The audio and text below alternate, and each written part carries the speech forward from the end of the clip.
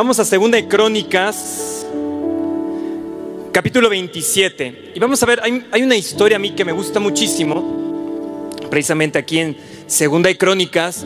Y yo la he estudiado y la oro y me encanta esa historia, ¿no? Entonces dije, ahora que me pide el boss que les lleve a la conferencia, dije, pues les voy a enseñar de esa historia. Entonces estuve preparando acerca de esa historia del rey Uzías, pero en la preparación y todo me llevaba a otro lado y me llevaba a otro lado y me llevaba a otro lado. Y entonces voy a arrancar primero en el reinado de Jotam, que está en el capítulo 27.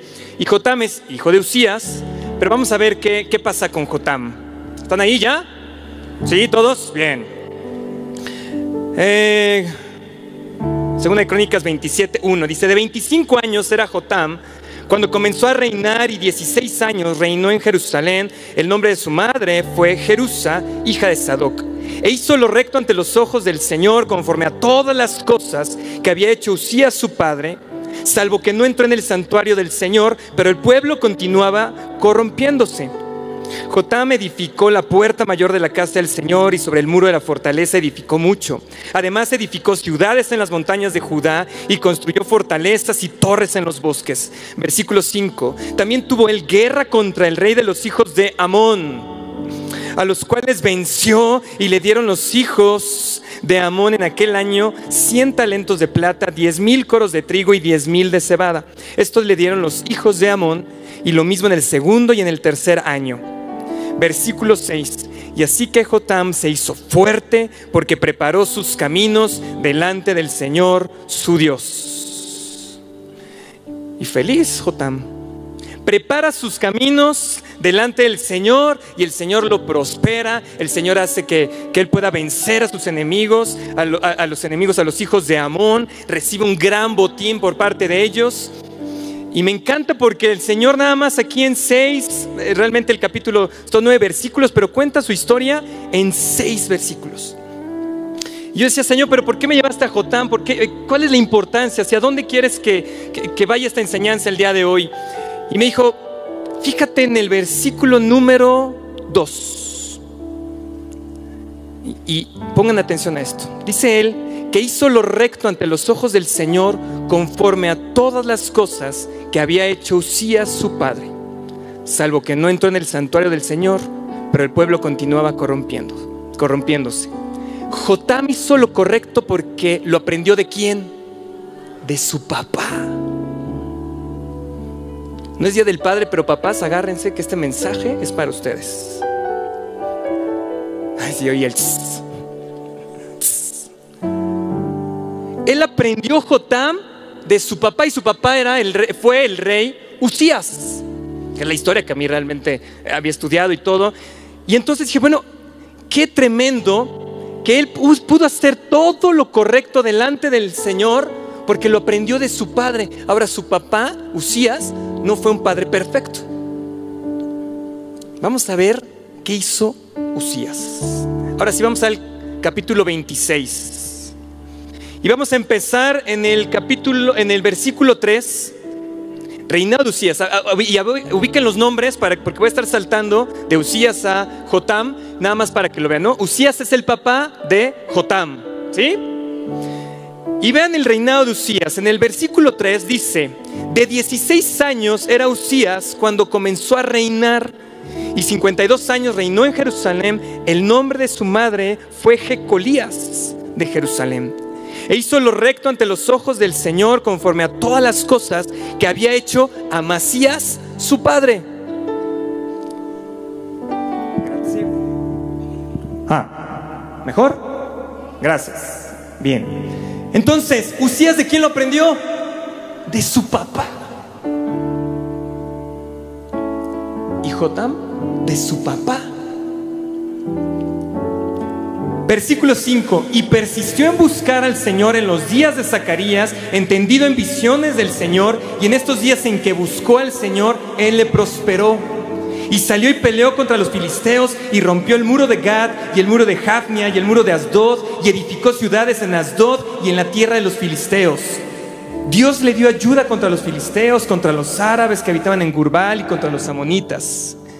Y dieron los amonitas presentes a Uzías y se divulgó su fama hasta la frontera de Egipto, porque se había hecho altamente poderoso. Di conmigo, poderoso. Poderoso. Recibió la ayuda del Señor, su fama se divulga hasta la frontera del mundo que se conocía, y él es altamente poderoso. Uzías aprende de su papá y Jotam aprende de su papá.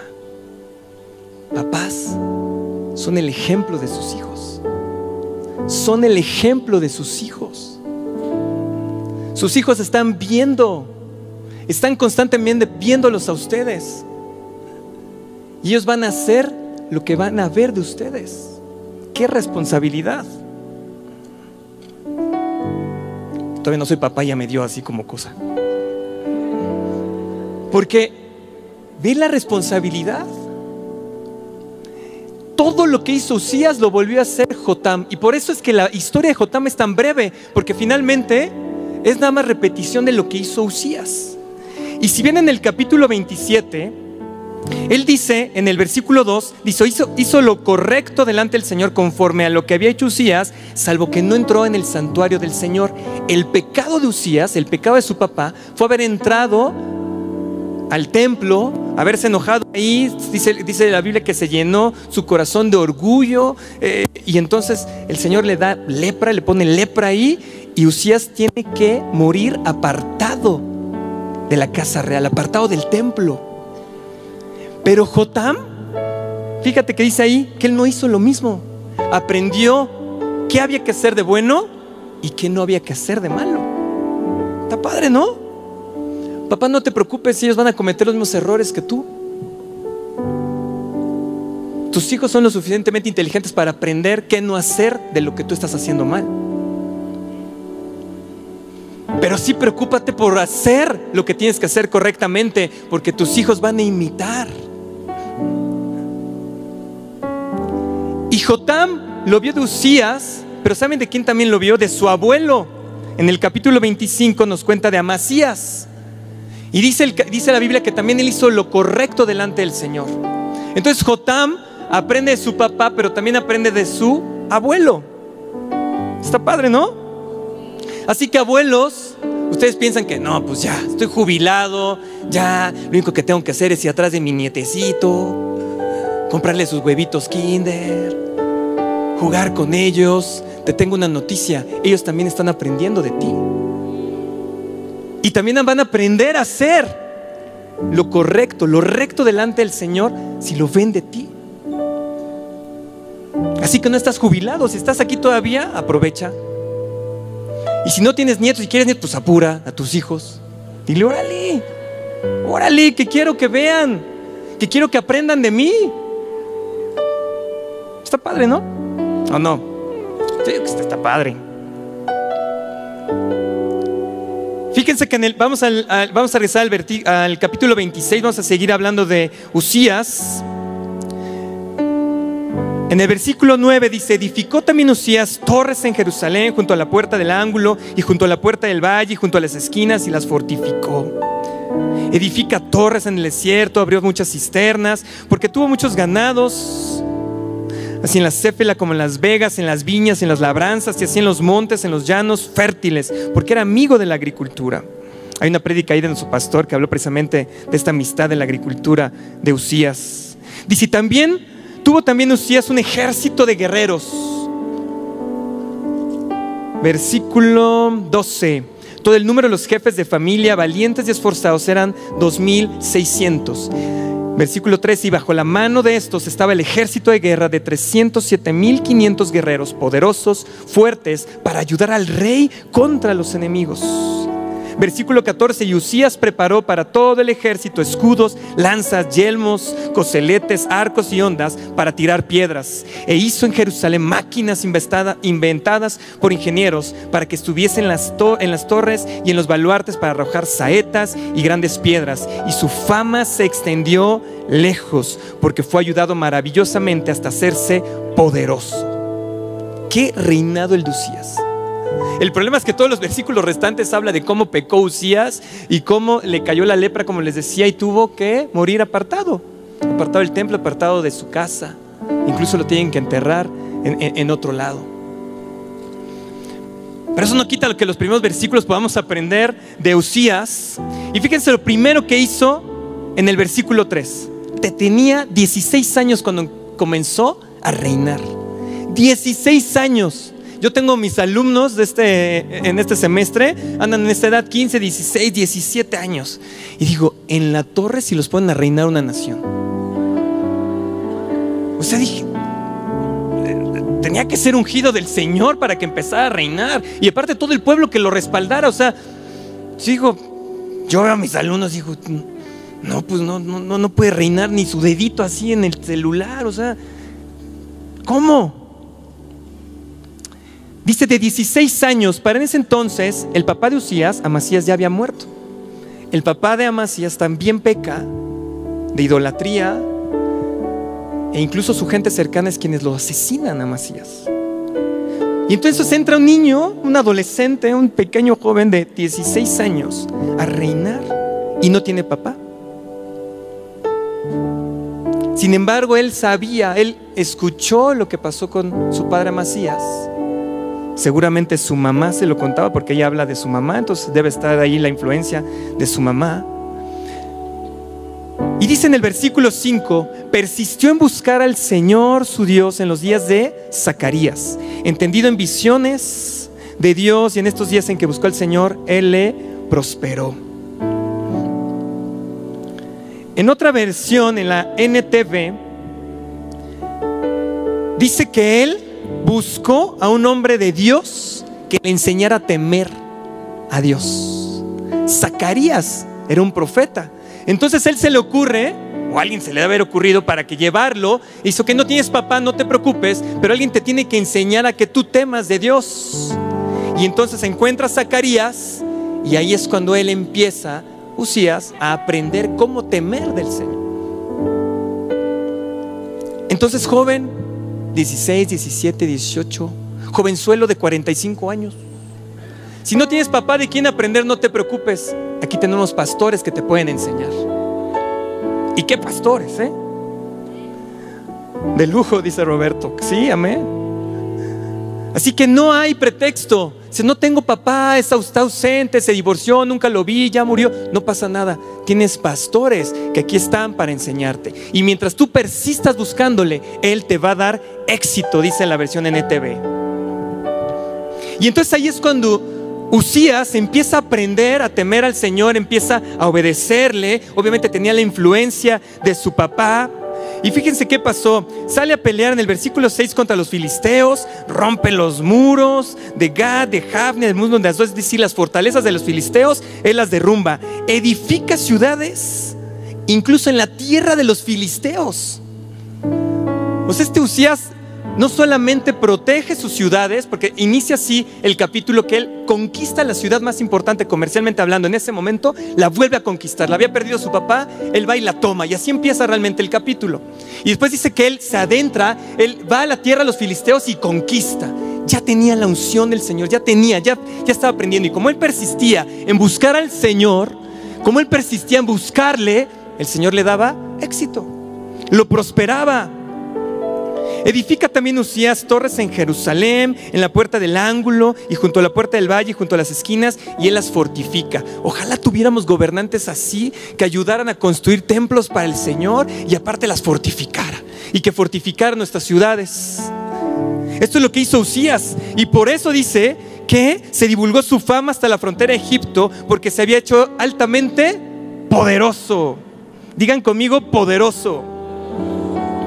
Y también edifica Uzías torres en Jerusalén, junto a la puerta del ángulo, junto a la puerta del valle, junto a las esquinas, las fortifica, edifica torres. Bueno, Uzías estaba tremendo. O sea, en los tiempos que él estaba reinando, él hizo todo. Levantó la ciudad, la vuelve a conquistar, derrota a los filisteos, derrota también, ahí dice que derrota a los hijos de Amón.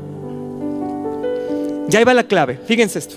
Versículo 11, para entrar en contexto. Dice, tuvo también Uzías un ejército de guerreros, los cuales salían a la guerra en divisiones. Versículo 12. Todo el número de los jefes de familia, valientes y esforzados, eran 2,600. Todo el número de los jefes de familia valientes y esforzados eran 2,600. Y bajo la mano de estos, ¿quiénes son estos? Los jefes de familia, estaba el ejército de guerra. 307,500 guerreros poderosos y fuertes para ayudar al rey contra los enemigos. ¿Quiénes eran los jefes del ejército? ¿Capitanes? ¿El SWAT team? ¿La marina de los gringos? No, son los jefes de familia.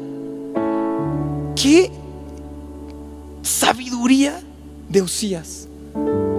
Son los jefes de familia, los jefes del ejército. Padres de familia, ¿cuántos hay aquí? Ustedes son los jefes del ejército que sale a ayudar al rey. Ustedes son los jefes del ejército que ayudó a Uzías, que ayudó al rey a conquistar todo eso, a lograr todo eso. Ustedes son los jefes.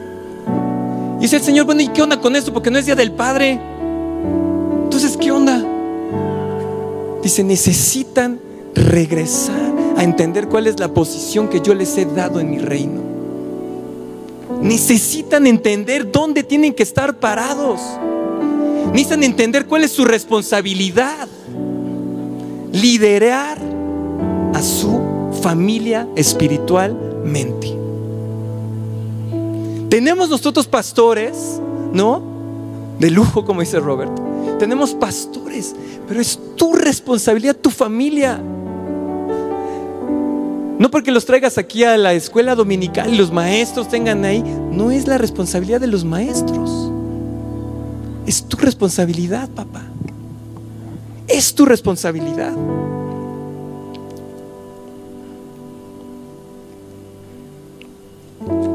Está bueno, ¿no? Es nuestra responsabilidad como padres. Ahora ya, pues yo padre de familia también. Ya me puedo decir, es nuestra responsabilidad liderar el ejército del Señor. ¿Qué responsabilidad nos está dando el Señor? No es tu esposa, no son los maestros, no son los pastores. Eres tú, papá. Eres tú. Eres tú. Y se los tengo que repetir porque es lo que me dijo eso. Tienen que entender dónde tienen que estar parados. Porque hoy se soltó una palabra impresionante de parte de nuestro pastor, ¿no? Y la tomas, hoy les enseñamos en las doctrinas fundamentales que cuando se suelta una palabra hay que tomarla y hay que bajarle a nuestro corazón, precisamente, no emocionarse por la palabra. Pero esa palabra de bonanza tiene que caer también en tu responsabilidad. No es de tu esposa, es tuya. No puedes huir a esta responsabilidad. Uzías, versículo 14, preparó para todo el ejército escudos, lanzas, yelmos, coseletes, arcos y hondas para tirar piedras. Uzías, el rey, ¿qué preparó? Escudos, lanzas, yelmos, coseletes, arcos y hondas. ¿A qué se parece eso? ¿A una armadura a la armadura de Cristo, a la armadura del Señor? Efesios 6:13, la armadura del Señor, versículo 14, la coraza de justicia, versículo 15, el calzado del evangelio. Uzías no había todavía evangelio, entonces no le podía poner calzado. Versículo 16, el escudo de la fe. Versículo 17, el yelmo de la salvación, la espada del Espíritu Santo, que es la palabra del Señor.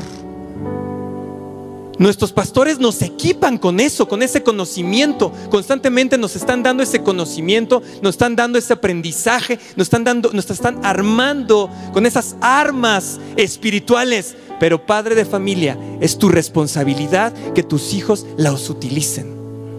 Y es tu responsabilidad que tú empieces a utilizarlas, porque tus hijos están aprendiendo de ti. Tus hijos están aprendiendo de ti. ¿Cómo usas la fe? ¿Cómo usas la armadura? ¿Cómo usas el yelmo? ¿Cómo te pones el calzado del evangelio? Ellos lo están viendo. Nuestros pastores nos equipan, nos imponen manos, viene el Espíritu Santo, nos toma, nos da esas armas. Pero ¿de quién están aprendiendo los hijos? De los papás, de los abuelos. Hay una versión que me encantó, que dice los jefes de familia, y en esa versión, en la NTV creo que es, dice los jefes de clanes.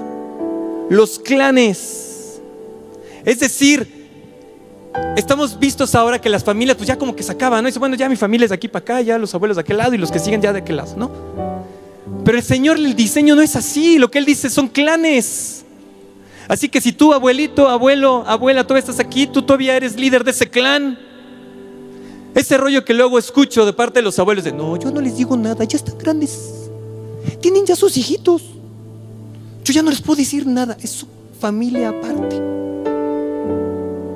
Pues a lo mejor no les dirás nada, pero todos están viendo el ejemplo que tú estás poniendo,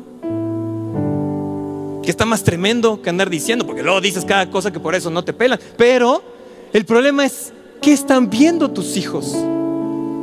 ¿Qué están viendo tus nietos? Porque tú eres jefe de ese clan. Del clan Tobías, que lo estoy viendo acá. Del clan Fonseca, que por acá estaba viendo. Del clan Olivares, ajá, está padre. Del clan Sosa, ¿no? Del clan García, del clan.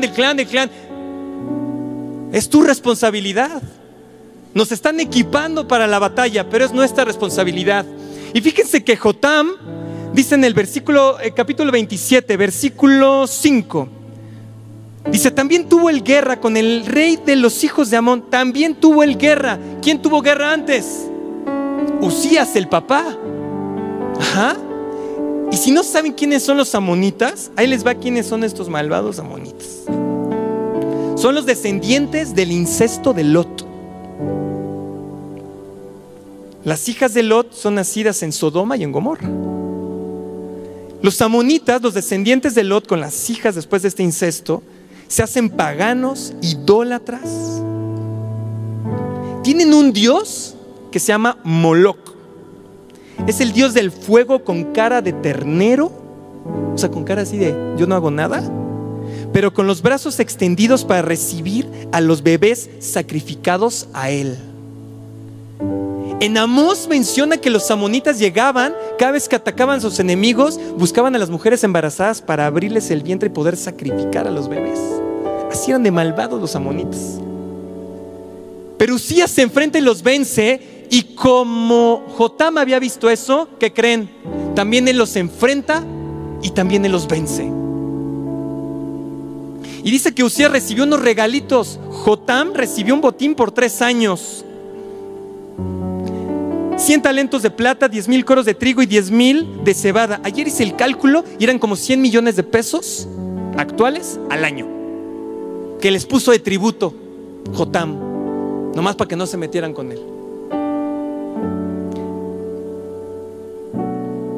Papá, tú te estás preocupando por qué va a pasar con tus hijos.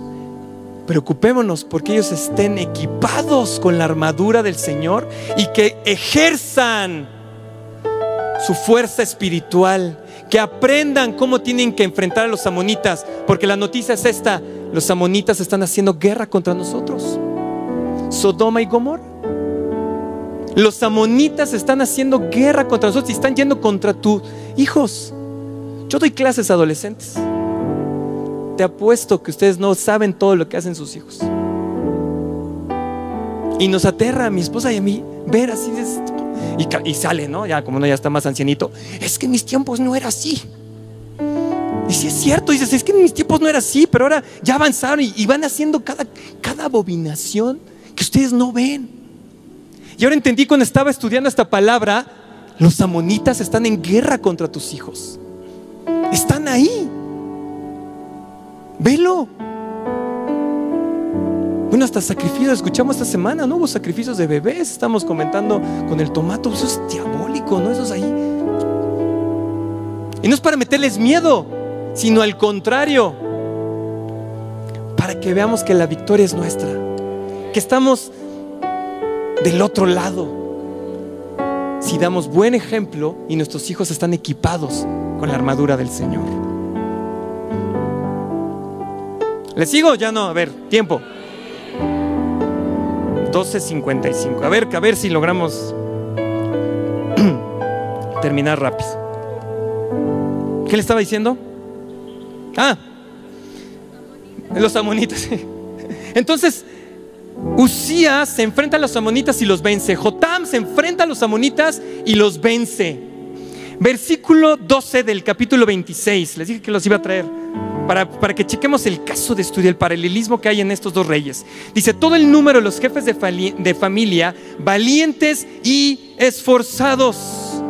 Papá, tienes que ser valiente y esforzado. Jefe de familia, jefe del clan. Espínola, se me olvidaba. Tienen que ser valientes y esforzados. ¿A quién le dijo que tenía que ser valiente y esforzado? A Josué, a Gedeón. Y nos lo está diciendo otra vez acá. Tienes que ser valiente y esforzado. Y dice que ellos eran valientes y esforzados porque salían a la guerra. Fíjense, estaba viendo, buscando para esta plática. Decía, busqué así, ¿cuáles son los mayores temores que tienen los papás? Y me sorprendió la respuesta. Dice, el mayor temor que tiene un papá es ¿qué va a estudiar su hijo? ¿Qué carrera va a estudiar? Y dije, ay, qué raro. Y después dije, sí es cierto. Yo veo papás que están súper endeudados con tal de que su hijo vaya a la mejor universidad.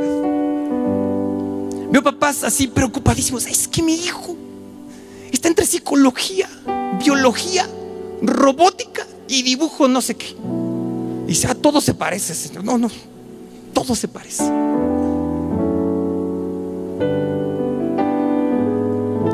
Usías prepara su ejército, pero fíjense qué pasa en el versículo 15.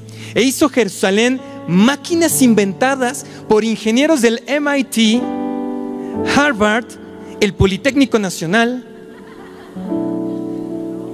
el TEC de Monterrey, la UNAM, porque también hay ingenieros, para que estuviesen en las torres y en los baluartes para arrojar saetas y grandes piedras. ¿Así dice?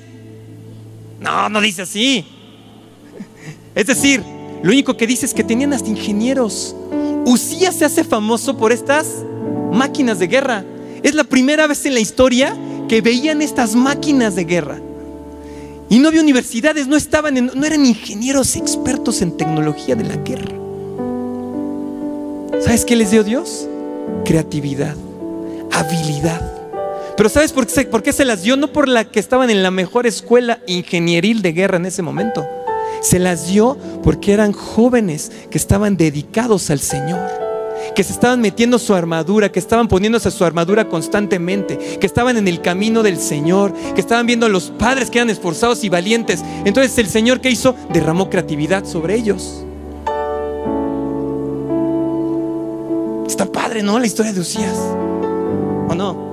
¿Sí? Los veo así como que achis. Y sé que te está haciendo así cortocircuito, y es parte de lo que necesito que te haga cortocircuito en la cabeza, porque estás preocupado. Imagínate ver esta estadística, esa encuesta de que lo que más les preocupa a ustedes como papás es qué carrera van a estudiar. Obviamente eso en el mundo, obviamente nosotros los cristianos, ¿qué estamos buscando? ¿Cuál es nuestra mayor preocupación? Que sepan ellos quién es su Señor, que estén aquí bajo el abrigo del Altísimo, como orábamos hace rato con nuestros pastores, que sepan ellos cuál es realmente el propósito de vida. Ayer nos lo predicó nuestro pastor Toño. Que sepan, que ellos sepan. Y por la madrugada le decía, sí, Señor, que mi hijo Samuel, Señor, eso sea la prioridad para él desde niño, Señor. Porque los amonitas van a estar peores en su época. Lo estamos viendo cada vez más. Pero gracias a esta promesa que tú me das, gracias a esta revelación que nos estás dando, no me voy a preocupar de qué va a estudiar. Eso es, como él decía el coach, esas son herramientas para que tú estés en cierto lado. Lo importante es que sepas vencer a los amonitas cuando vengan contra ti. Lo importante es saber a cuál Señor sirves. Lo importante es que sepas qué va a pasar con tu vida después de esta vida. Eso es lo importante. Sí, amén. Amén, gracias. Les voy a dejar descansar tantito, pero voy a tomar agua.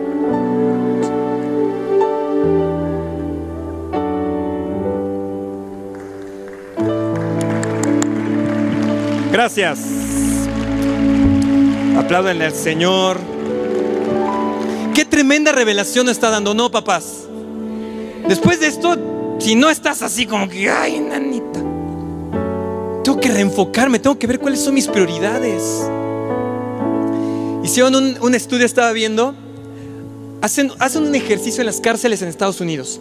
Entonces viene el día de las madres y dicen, ay, pues vamos a dar algo bonito. Entonces vamos a que todos los presos en esa cárcel le manden cartas a la mamá, ¿no? Entonces, ay, sí, qué bonito, dice, todo bien bonito. Y los chicos, los delincuentes mandaron y todo, ¿no?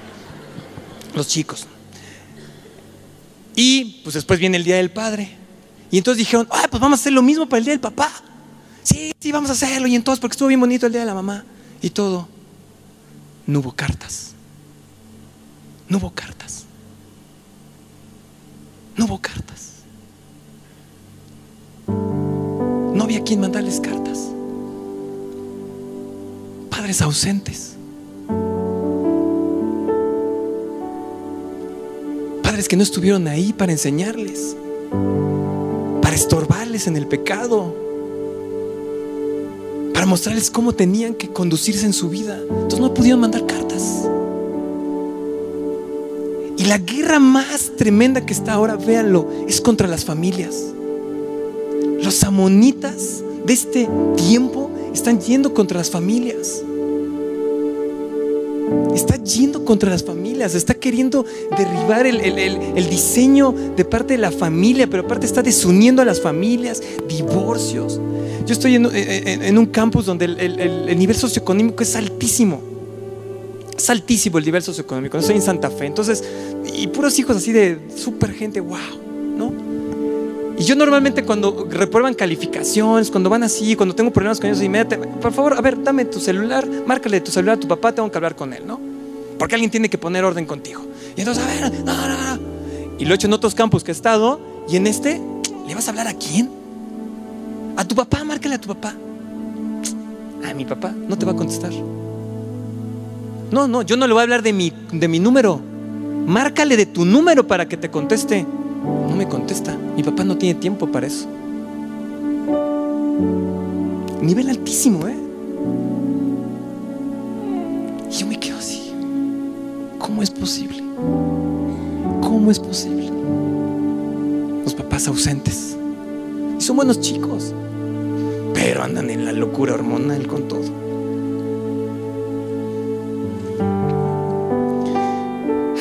¿Qué cosas?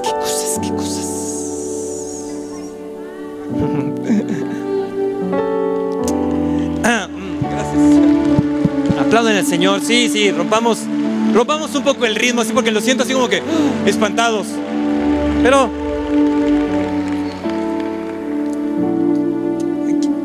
quiere el Señor que nos reubiquemos donde estamos. Quiere el Señor que los padres de familia tomen otra vez su responsabilidad. Leí a un autor que dice esto: la urgencia de nuestra nación es la gran necesidad de los padres y de los esposos de liderar a sus familias. No solo de gastar sus energías y recursos para obtener más dinero. La urgencia es que lideren espiritualmente a su familia. Esa es nuestra urgencia. Esa es nuestra urgencia. Esa es nuestra urgencia. Tenemos que correr para eso. Ayer me encantó que vienen los jóvenes y están varios papás allá atrás. Y reciben más los papás así, ¡ay, tocados! ¿Sí? ¿No? Pero qué padre que los traigan acá para que sean equipados, porque les hablan ahí una palabra poderosísima para sus vidas, ¿no? Y qué padre que los papás, eso es parte de tu responsabilidad. Ahora quiero ver que esos papás también en la semana les estén dando el buen ejemplo a sus hijos, de que los vean orar, de que los vean abrir su Biblia, de que digan, ven hijo, ven, vamos a estudiar acá, hijo, te amo, de que les digas cuánto te les amas, de que vean cómo tratas a tu esposa, de cómo tratas a tus clientes, de todo eso lo están aprendiendo. Y no solamente los chiquitos, los adolescentes y aún los viejos como uno. Sigues viendo eso y sigues tratando de ser como papá. bueno, ¿no? ¿Ya los dejo? Ya los voy a dejar porque los veo así muy pachitos, así como que.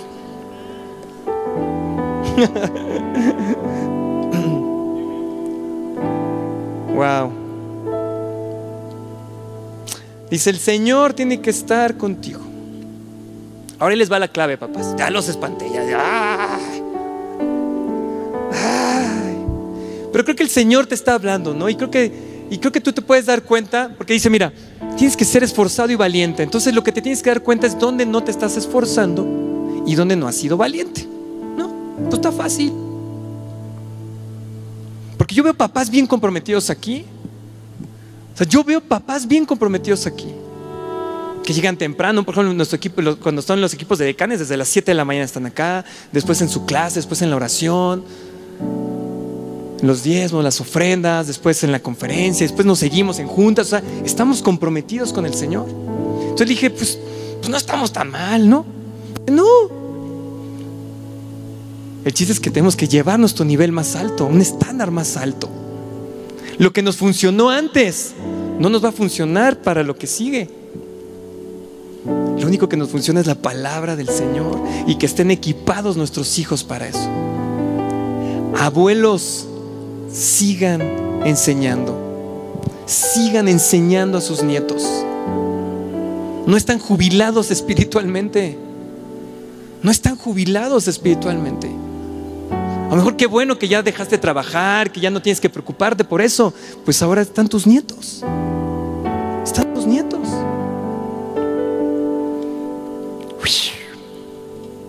Y dice que Jotam se hizo fuerte, capítulo 27, versículo 6. Dice: Jotam se hace fuerte porque prepara sus caminos delante del Señor su Dios. Aprendió obediencia. Jotam lo que aprendió de Uzías fue obedecer. Eso significa preparar los caminos delante del Señor, es ir a su palabra, ir a la oración, escuchar y obedecer. Jotam lo aprendió, y por eso es que su historia es bien corta en la Biblia, porque lo importante es que entendamos qué aprendió Jotam. Y él aprendió eso, obedecer al Señor. Lo aprendió de su padre, porque vio a su padre que obedeció al Señor. Ahora les va ahí la clave. ¿La quieren? ¿Sí? O nos quedamos así todos espantados, así: ay, estamos muy mal. No es condenación, tampoco vayan a agarrar: ay, no, ya no, estamos bien mal. Ya entendí por qué mi hijo ve tanto Netflix. Ya vi por qué no saca 100 en mate. Porque yo no le he dado el ejemplo. No te condenes, ¿ok? No nos condenemos. O sea, tampoco vaya a entrar eso en tu cabezota, por favor.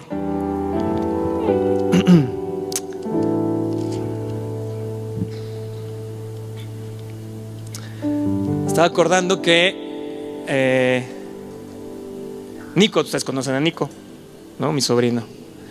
Y Nico, lo conocen así, ¿no?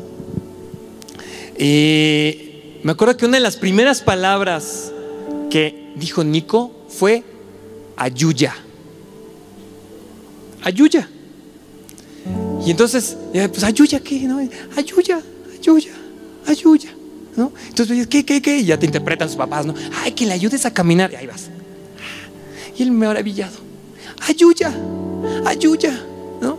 Y luego: ayuya. Y decía: ayuya. ¿Qué quiere comer? Ayuya. ¿Qué es? La mamila. Ya saben, los papás siempre entienden todo, ¿no? Entonces yo nada más entendía ayuya. O sea, ayuda. Y me acordé de esa historia porque fíjense lo que aprendieron estos hombres, tanto Uzías como Jotam. Dice en el versículo 15 del capítulo 26, dice: e hizo en Jerusalén máquinas inventadas por ingenieros para que estuvieran en las torres y en los baluartes para arrojar saetas y grandes piedras. Y su fama se extendió lejos porque fue ayudado maravillosamente hasta hacerse poderoso. Fue ayudado maravillosamente. Y aquí es donde entendí por dónde iba todo el mensaje. Padres de familia, hemos dejado de pedirle ayuda a quien nos puede dar ayuda maravillosa. Hemos dejado de pedirle ayuda. El pecado de Uzías fue que le entró orgullo y por eso entró al templo y hizo ahí su relajo y le cayó lepra. No pedimos ayuda porque hay orgullo en nuestro corazón.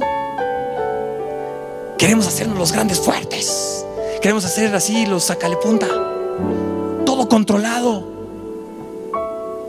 Cuando lo que tenemos que entender que estos hombres lo que aprendieron fue a depender completamente de Dios.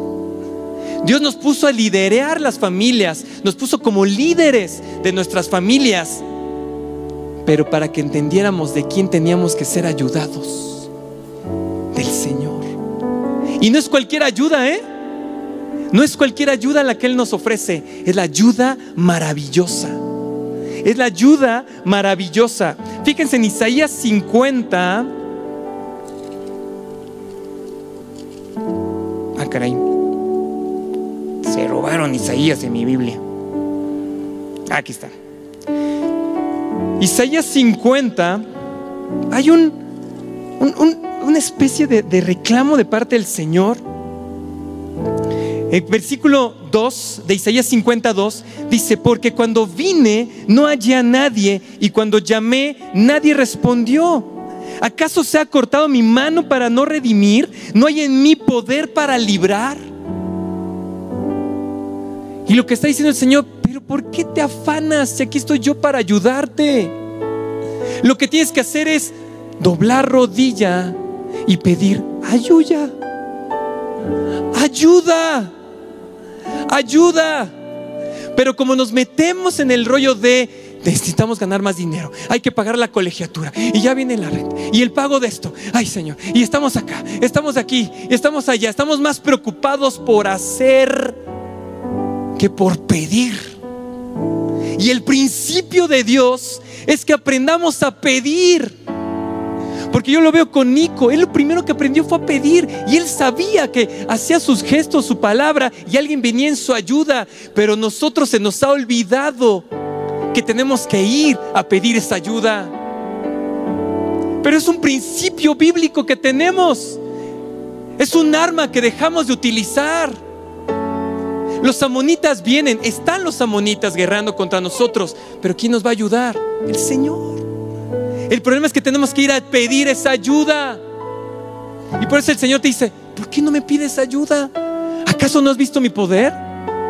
¿Acaso no has visto cómo he sacado adelante a los demás? ¿Acaso no has visto cómo he prosperado? ¿Acaso no lo has visto? Y dije: sí, Señor, perdóname porque no te he pedido esa ayuda, porque he querido hacerlo en mis fuerzas. Segunda de Crónicas 25.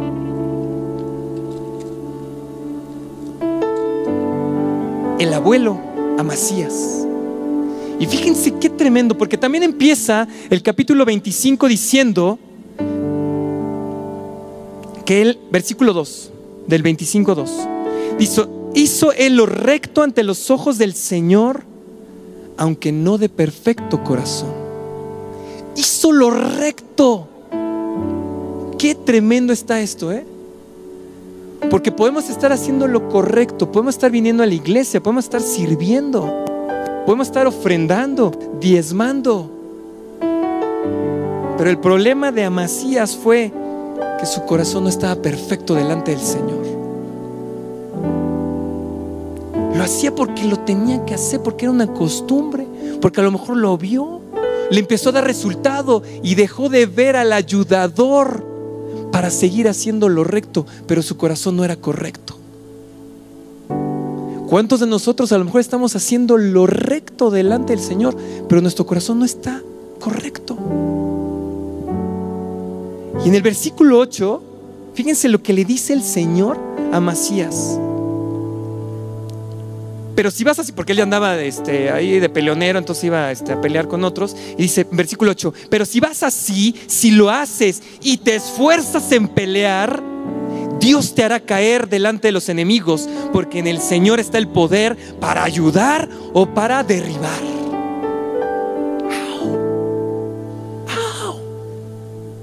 padres de familia. ¿Cómo dice?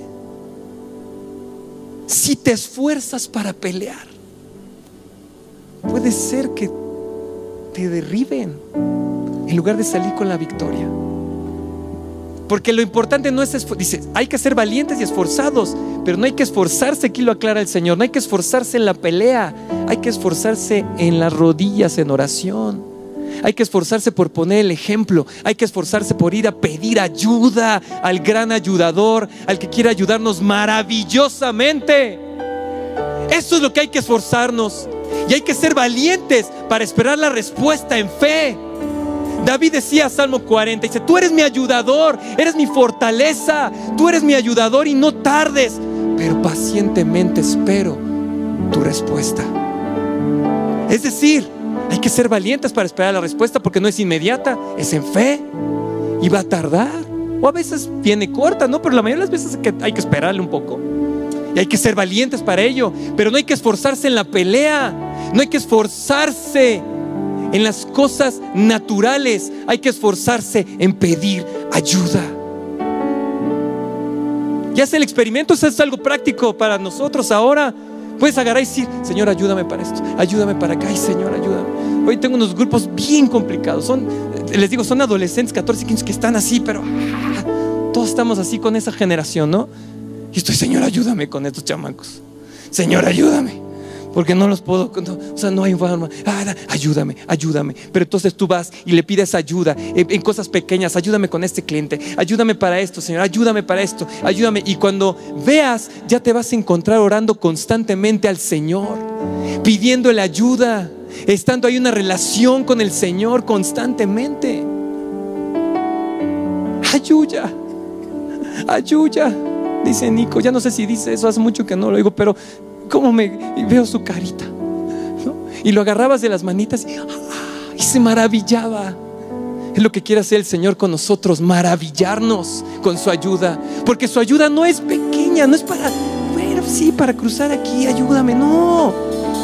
Es para conquistar, para que tus hijos, para que tus nietos no caigan en las manos de los amonitas, sino que ellos vayan contra los amonitas, en contra de los filisteos, y conquisten el reino para el Señor, para que sepan cuál es el propósito en su vida. Pero para eso necesitamos esforzarnos y ser valientes. Y mamaceses, si pensaron que se habían salvado, dijeron: ándele. Ahí vi 2, 3 codazos que estaban dándole al marido y al pobre abuelito ahí. Ahora te has estado dolorido también. Ahí te va esta que vi. ¿Qué dice? ¿Qué dice el Señor, que es quien es nuestra esposa? Ayuda idónea. Ayuda idónea. Ayuda idónea. Ayuda idónea. Ayuda idónea. El coach nos predicó el domingo pasado quién es nuestro gran ayudador. El Espíritu Santo, ¿no? El Paracleto. Vean dónde te puso a ti, señora, como la ayuda idónea. La ayuda idónea. Si ves que tu marido está panzón, no le des tamales.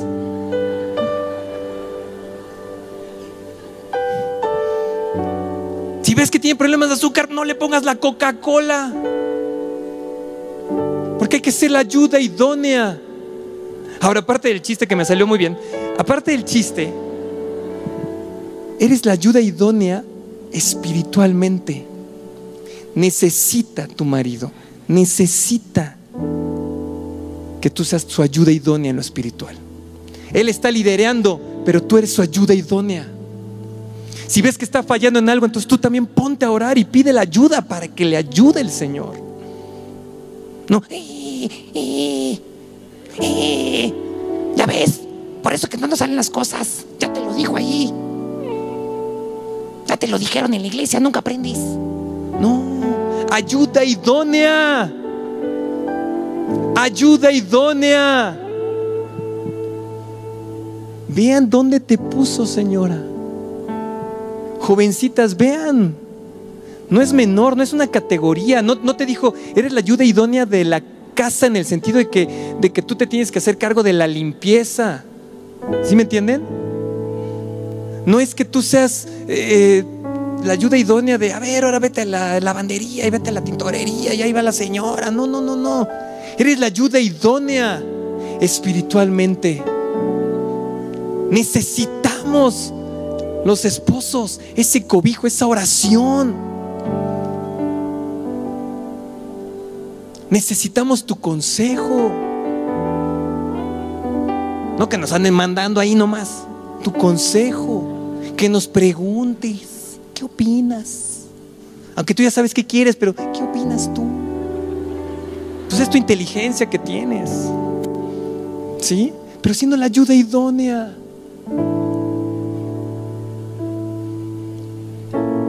Ya le voy a parar. No se salvaron, señoras, no se salvaron. También es tu responsabilidad. También es tu responsabilidad. Pusieron a los hombres en la familia para liderar la parte espiritual, para liderar la familia. Pero tú eres la ayuda idónea. Una sola carne. Entonces, bueno, pero yo soy hombre solo, soy mujer sola. Tienes al ayudador.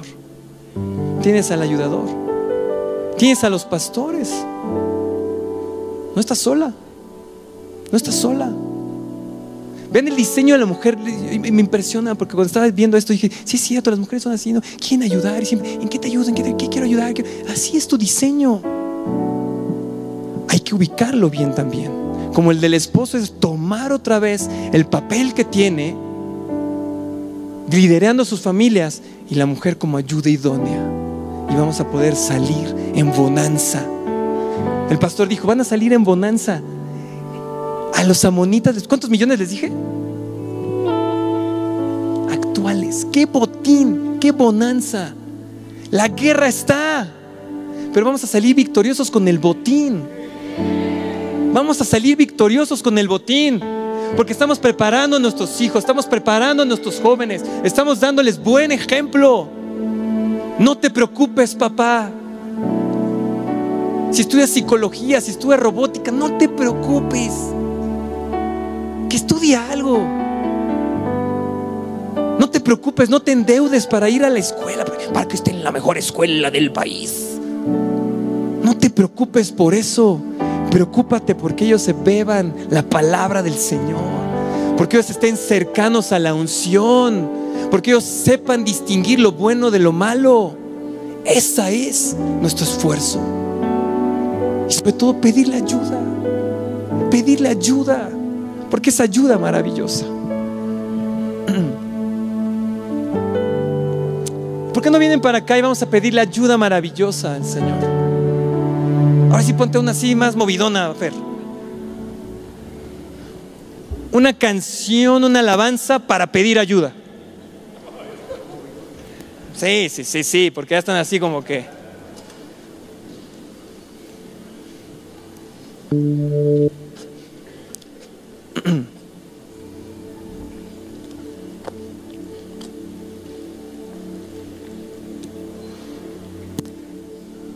Les di como la mitad del mensaje, pero bueno, estuvo bien, ¿no?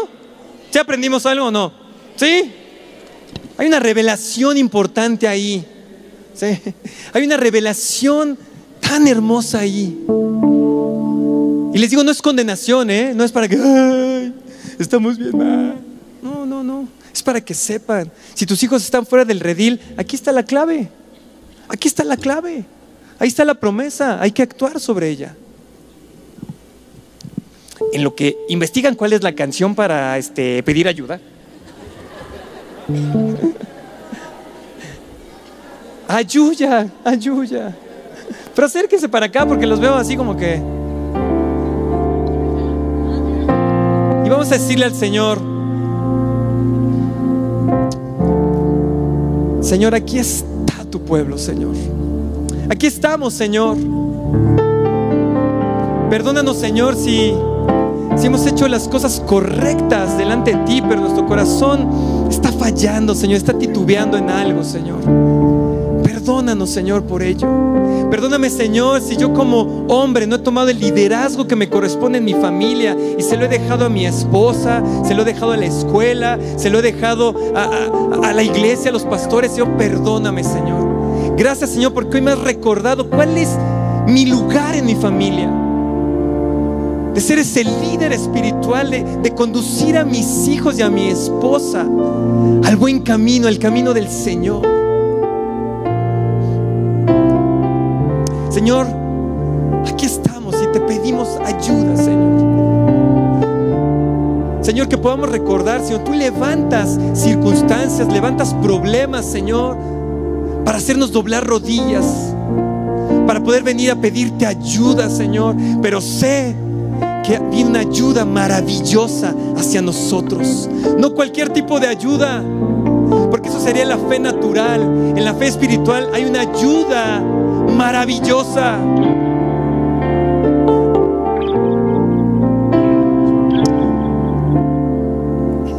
Padre, aquí estamos, Señor. Aquí estamos delante de ti, Señor. Tu ejército, Señor. Ayúdanos a conducir a nuestros hijos. Ayúdanos a conducir a nuestros jóvenes. Ayúdanos a conducir a nuestra esposa, Señor. A nuestros nietos. Ayúdame, Señor. Que yo no me sienta un jubilado espiritual, o un jubilado que ya no tiene nada que hacer más que ver cómo se divierten mis nietos. No, Señor.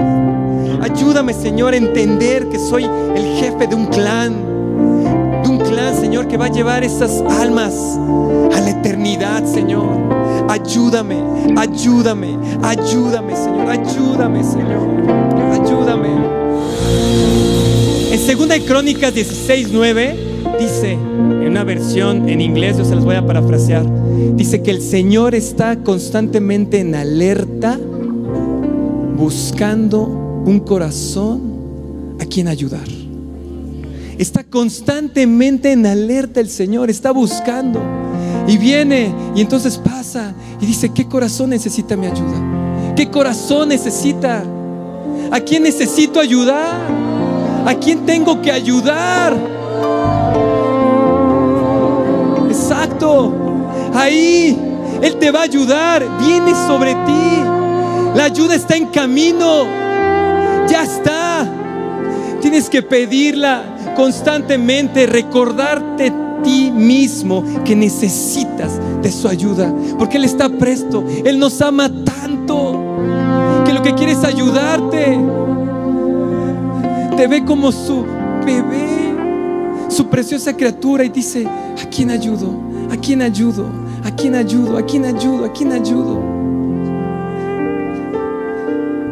Les voy a pedir que nos unamos en una última oración, porque necesitamos que el Señor nos ayude a llenar este lugar. No lo hemos sabido hacer, no hemos podido. A lo mejor estamos en la pelea, estamos poniéndole fuerzas en la pelea, no lo sé, pero sí sé que el Señor nos quiere ayudar también para eso. Dejemos a un lado en este momento nuestra necesidad económica, de salud, y pidámosle al Señor, Señor, ayúdanos a llenar este lugar. Ayúdanos, Señor. Ayúdanos, Señor, a rescatar más jóvenes, más hombres de los amonitas. Ayúdanos, Señor. Ayúdanos, Señor, a llenar este lugar, a poder compartir tu palabra, Señor. Ayúdanos. Yo no lo he podido hacer, Señor. No sé cómo, Señor, pero tú sí puedes, y tú también puedes ayudarnos maravillosamente de esa forma. Ayúdanos, Señor. Ayúdame, Señor. Ayúdanos, Señor. A lo mejor es mi ejemplo, a lo mejor es mi corazón, Señor. A lo mejor es porque estoy metido, no sé, Señor. Pero ayúdanos, Señor. Te lo pedimos, Señor. Te lo rogamos. Ayúdanos, Señor. Y no porque esté lleno, sino porque son almas, Señor, que es lo que tú más amas, Señor. Ayúdanos, Padre. Te lo pido, Señor. Ayúdanos. Ayúdanos de forma maravillosa. Ayúdanos, Señor. Te prometemos que vamos a ser ejemplos, Señor, para la gente que llegue. Te prometemos que vamos a equiparlos con las armas espirituales, Señor. Te prometemos que les vamos a enseñar quién es el ayudador. Te prometemos, Señor, pero ayúdanos. Ayúdanos, Señor, por amor a tu nombre, por amor a Jesús. Ayúdanos también en eso, Señor. Ayúdanos, ayúdanos, Señor. Ayúdanos, Padre. Ayúdanos, Señor. Te lo rogamos, Señor. Ayúdanos, Señor. Queremos que tú nos recuerdes como esos líderes de clanes, como ayudas idóneas para nuestros esposos, Señor. Ayúdanos, ayúdanos, Señor. Ayúdanos, Señor. Si tú no has recibido a Jesús en tu corazón, hoy quiero invitarte a que lo hagas. Simplemente tienes que repetir estas palabras junto conmigo. Cierra ahí tus ojos donde estás y dile: Señor Jesús, hoy en este día yo te abro las puertas de mi corazón. Te pido que entres a mi vida, que me limpies, Señor, de todo pecado. Dile ahí donde estás: límpiame de todos mis pecados. Ven, te hago el Señor de mi vida y de mi corazón. Ven, reina en mí, reina en mi espíritu. Te hago mi Señor y yo te recibo. Dile hoy en este día como mi Señor y mi Salvador. Felicidades, es lo mejor que puedes hacer. Vivir con Él en tu corazón es lo mejor, el mejor regalo que puedes recibir. Muchas felicidades.